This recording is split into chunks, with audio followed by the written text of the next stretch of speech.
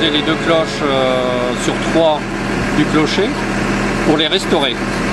Notamment, elles ont le noyau qui est complètement éclaté dû à la rouille de la bélière qui est en acier. Et une des plus petites cloches a aussi une anse cassée. Donc on va les déposer, les ramener dans nos ateliers à Trémentine, à côté de Cholet, dans le Maine-et-Loire. On va les préparer, les mettre dans un four, monter à une température d'environ 600 degrés.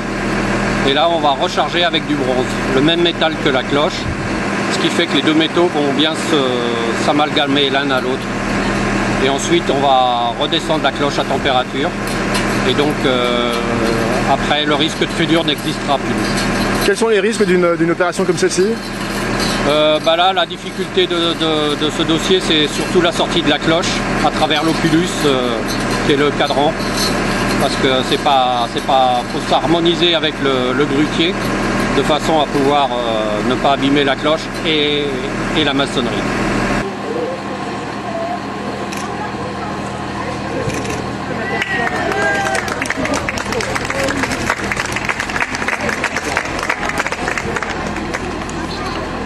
Les deux cloches qui descendent là sont de 1873. Elles ont été montées parce que, il y en avait déjà une ancienne qui datait de Napoléon.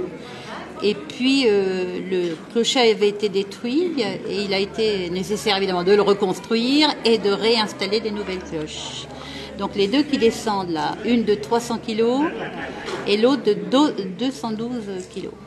Alors la plus grosse s'appelle Godefroy-Jeanne, c'est le nom des parrains et marraines, qui étaient les propriétaires d'un des châteaux d'Ouchamps qui s'appelle Château de Chevenel. Et la seconde s'appelle Françoise-Marie, parce que le parrain était François Joannet, qui était maire à ce moment-là, et Marie, qui était la fille du député qui possédait le château de Madon. C'est la plus petite. Si c'est la plus petite, elle s'appelle Françoise Marie. Et la plus grosse s'appelle Godefroy Jeanne.